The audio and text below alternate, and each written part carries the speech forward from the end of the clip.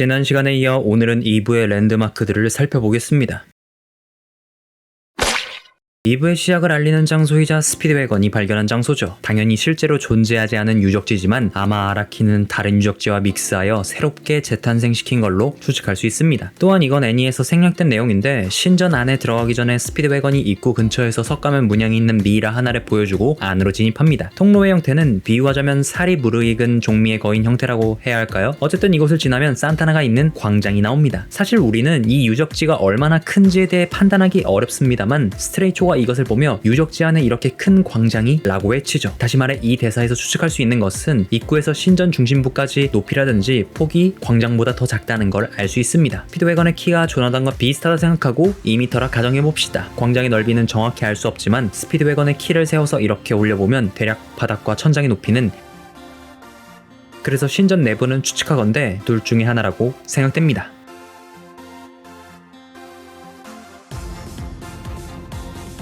여기 뉴욕은 실제로 존재하는 장소라 딱히 설명할 것은 없습니다. 1938년대의 뉴욕 분위기를 찾을 수 있는 자료들은 매우 많으니까요. 이곳에서 조셉은 처음으로 콜라를 알게 되고 날강도였던 스모키를 만나게 됩니다. 원작 한정으로는 지나가는 여자를 보며 나이스한 대사도 말하죠. 뉴욕의 브루클린 다리는 유명합니다. 스트레이초와 조셉이 싸운 걸로요. 원작의 지도를 살펴보면 이렇게 포인트를 찍어 놓은 걸 볼 수 있습니다. 가장 처음에 조셉이 뉴욕에서부터 오토바이를 타고 국경을 넘어오는데 먼저 도노반과 조셉이 만난 지점을 구글로 검색해보면 멕시코의 치와와 사막이라는 것을 알 수 있죠. 지도의 아래로 내려가 보면 산타나를 만나기 전후쯤 많은 일들이 일어난 걸 살펴볼 수 있습니다. 멕시코 시티를 기점으로 좌측 아래로 이동해 봅시다. 여기는 여러 개의 포인트 지점이 많습니다. 이 중 우리가 주목해야 할 포인트는 스피드웨건이 발견된 지점입니다. 여기는 멕시코 서쪽에 있는 강 중 하나로서 이름은 아토약강이라고 불리우죠. 그리고 작중에선 스트레이초가 스피드웨건을 강에다가 던지면서 떠내려갔다고 했는데 그렇다면 스트레이초가 스피드웨건을 버린 장소, 다시 말해 유적지는 어디에 있는 것일까요? 저는 이것을 찾기 위해 멕시코 지도를 천천히 살펴보기 시작했습니다. 그리고 놀라운 사실을 알 수 있었죠. 다시 아라키가 그린 지도를 살펴봅시다. 보시다시피 아라키가 그려놓은 장소는 아토약강 바로 위에 있는 장소입니다. 구글 지도로 아토약강 주변을 하베스트를 풀어서 찾듯이 샅샅이 뒤져본 결과 이 근처는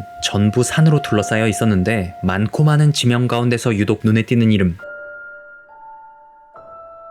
라는 단어에 꽂혀서 이곳을 눌러보았죠. 위키피디아에 정리된 글을 읽어본 결과 이 장소는 운하로 쓰였던 고대 유적지로서 고위층 인사들을 매장시켰던 무덤이라고 나와 있었습니다. 사실 Pilas와 Pillar는 엄연히 다른 단어긴 하지만 80년대 후반에 서양 사람이 발음하는 걸 우리가 들었을 때 제대로 구분하기란 어려웠다고 생각이 됩니다. 만약 아라키가 이곳에 진짜 다녀왔다면 도대체 무엇을 보고 왔을까요? 또 이 유적지에서 스피드웨건은 도대체 며칠 동안이나 떠내려갔을까요? 워싱턴 DC에 위치한 재단의 본부입니다. 재단의 과학자들이 산타나를 가둔 실험실이 존재하죠. 이 건물도 어디선가 많이 본 듯한 그런 건물입니다만 실제로는 찾을 수 없었습니다. 하지만 스피드웨건 재단 본부라는 이름의 지명이 있긴 합니다. 그곳은 워싱턴 DC가 아닌 미국 댈러스의 말이죠. 황금의 바람에서도 주로 다뤄질 장소지만 이곳에서 수많은 일들이 일어났는데 그중 시저와 조셉이 처음 다툼을 벌인 장소는 로마 바르베리니 광장에 있는 트리톤 분수입니다. 조조에서는 앉을 수 있는 의자가 분수 주위로 둘러싸여 있지만 실제의 모습은 조금 다른 모습이군요. 이곳은 독일군이 기둥 속 3인방을 발견한 장소로서 들어가는 입구는 그 유명한 진실의 입이라 불리우는 산타마리아인 코스메딘 성당에 위치한 대리석이죠. 위키 자료에 따르면 지름이 1.5m 정도라고 나와 있는데 관광객들이 찍은 사진을 토대로 비교해보면 조조에서 좀 더 크게 그려졌습니다. 또한 실제로는 옆에 문이 하나 있습니다만 조조에서는 없습니다. 그런데 3인방의 위치가 콜로세움 지하라고 했으니 이 문을 열고 지하를 타고 내려가면 콜로세움과 이어진다는 말인데 지도상에 표기된 거리를 보면 굉장히 멀다는 것을 알 수 있죠. 차를 타고 도착한 베네치아, 이곳에서 곤돌라를 타고 있던 리사를 만난 곳이죠. 그럼 처음 도착했을 때 보이는 이 장소는 실제로 어디 있을까?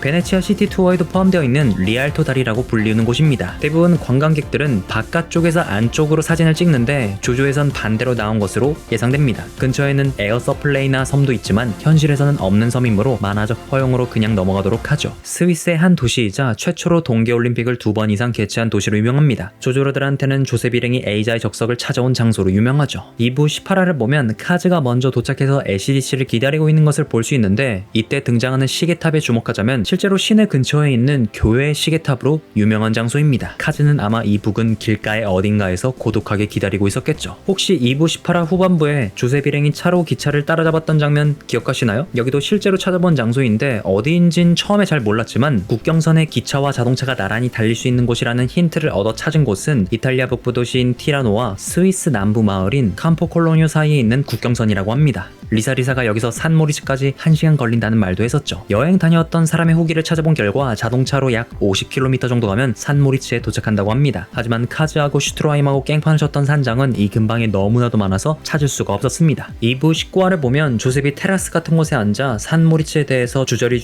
이야기를 하기 시작하죠. 그리고는 앞에 커다란 호수와 산, 시내 전경 같은 것들이 보입니다. 여기까지만 본다면 호수 바로 앞에 있는 호텔이라고 생각할 텐데요. 문제는 조셉 일행이 바라보고 있는 방향은 호수 쪽이 아니라는 거죠. 근데 아라키가 이런 부분에서 디테일을 은근 넣다 보니 2부의 시대적 배경인 1938년도면 이전부터 있었던 호텔이라는 소리인데 산모리츠에서 가장 오래된 호텔은 3개가 있습니다. 이것들의 위치는 각각 달라서 어디인지 정확히 모르겠지만 테라스에서 숲속을 볼 수 있는 곳은 Suvaretta House 라는 호텔이었습니다. 그리고 카즈가 숨었던 호텔은 가상의 호텔입니다. 지금으로부터 86년 전 카즈와 함께 추락한 명소로서 애니에서 조셉이 가리켰던 장소인데 실제 외국 조조러들이 멀리서 사진을 찍는 곳이기도 합니다. 이곳은 이탈리아 남쪽에 있는 관광 명소로서 사람들이 많이 놀러 간다고 하네요. 이제 마무리를 해보자면 2부에서 조셉의 이동 경로는 이렇게 연결됩니다. 다음 시간에는 3부로 돌아오겠습니다.